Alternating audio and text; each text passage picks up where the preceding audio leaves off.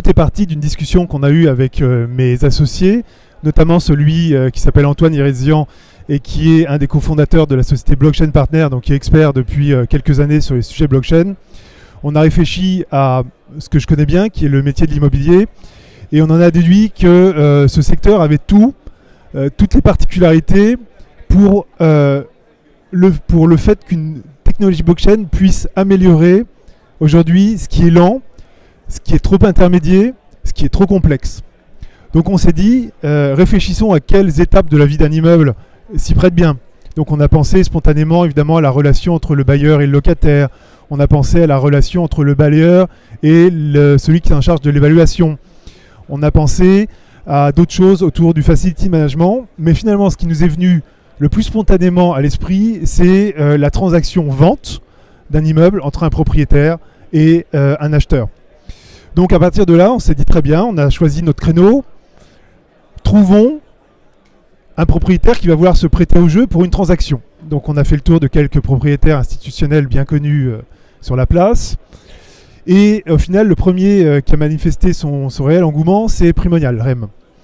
Primonial nous ont dit, ok, on est partant. Et on s'est dit en première intention qu'on allait s'insérer dans une transaction et développer en même temps que la transaction se faisait. On s'est aperçu évidemment que le temps informatique n'est pas le temps business et que développer une application, aussi simple soit-elle, en quelque chose qui serait le temps d'une transaction qui est de l'ordre de 3 à 5 mois, ça ne collait pas. Donc on s'est dit très bien, on va reprendre une transaction emblématique et on va la rejouer. C'est bien ce qu'on a décidé de faire. Donc on avait déjà un bout de l'histoire. Ensuite on s'est dit, évitons de faire ça sur un actif, un asset trop petit, choisissons un actif emblématique. Donc on a regardé les transactions emblématiques de Primonial de l'année dernière. Évidemment, celle qui nous a sauté aux yeux, c'est le siège actuel de l'OCDE qui s'appelle Inaout à Boulogne-Billancourt. Plus de 30 000 m², un superbe actif. Et donc c'est celui-ci que nous avons tous choisi. À partir de là, en fait, quand on a eu le premier asset manager ou le premier foncier investisseur qui était convaincu, on a eu ensuite aucun mal à convaincre le vendeur qui était SFL, le notaire qui est l'étude Udo. Alors ce qui est amusant, c'est que le notaire s'est spontanément prêté au jeu. On aurait pu croire, parce qu'il y a une espèce de fantasme là-dessus, que le notaire va disparaître du jeu à cause de ces technologies. En fait, il n'en est rien. Et d'ailleurs, notre expérimentation le prouve. Le rôle du notaire va pivoter. Sans doute que le notaire demain sera moins dans l'administratif, moins dans le contrôle basique des dossiers, mais plus avec une proposition de valeur un peu plus forte, plus de conseils, plus d'accompagnement. Je ne dis pas qu'il ne le fait pas aujourd'hui, mais il est sans doute pris beaucoup par des tâches un petit peu basiques. Très concrètement, donc le notaire ne disparaît pas, il est amélioré, il est augmenté, il est facilité, il est aidé. Donc le notaire, la société HBS Research, qui est par ailleurs mon employeur et qui a son rôle à jouer, puisque HBS est spécialiste en big data appliqué à l'immobilier. Donc la blockchain, on a quand même un sujet de data, donc on a donné notre avis là-dessus.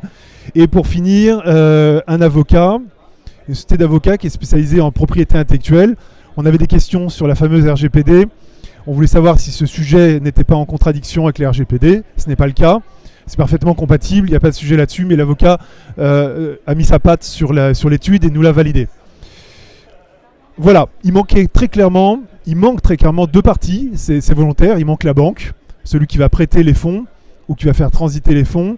Et il manque l'administration.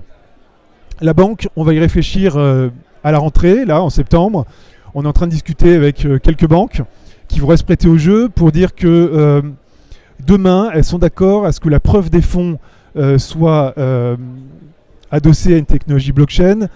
On ne dit pas que l'argent, on ne dit pas que l'immeuble est payé en crypto-monnaie, parce que le problème de la blockchain, c'est de jouir parfois une mauvaise réputation, parce qu'il y a ce fameux Bitcoin qui est derrière et qui a pu faire de fantasmes sur cette technologie, mais en fait c'est pas le cas. La technologie blockchain, c'est quelque chose de très simple, c'est juste une infrastructure informatique comme celle qui porte l'email est une autre infrastructure informatique. C'est une infrastructure qui permet d'accréditer, de certifier, de valider, d'authentifier quelque chose, une transaction, un document. C'est rien de plus, il n'y a pas de fantasme. Donc la banque, on va l'attirer dans ce process à la rentrée, et le dernier acteur qu'il va falloir attirer, et ça j'en fais mon combat personnel, c'est l'administration. Aujourd'hui, une transaction qu'elle soit entre un immobilier, enfin un bien de bureau ou un bien d'habitation, c'est au minimum 3, 4, 5 mois de transaction. Et le maillon faible, en fait, le wagon qui ralentit le train, c'est l'administration, c'est la fameuse DIA et d'autres documents authentiques, officiels, qu'il convient d'avoir auprès des autorités. Et c'est ce document, c'est cet ensemble de documents qui généralement freine la transaction.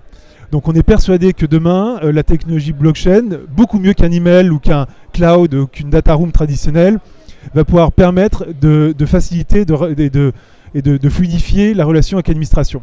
Donc une fois qu'on aura la banque et l'administration, on aura tous les partenaires, on a une réelle technologie qu'on aura inventée et conçue autour de ça, et on sera capable de déployer ça à grande échelle et de le proposer à l'ensemble des investisseurs en France, mais à l'étranger. En fait, il n'y a pas de différence.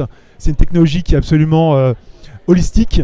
Elle peut s'appliquer en France, en Angleterre, en Allemagne. Donc on a bien l'intention de pousser dans ces pays pour un seul but, faciliter, sécuriser, enfin deux buts, faciliter et sécuriser une transaction pour nos amis les investisseurs en patrimoine immobilier.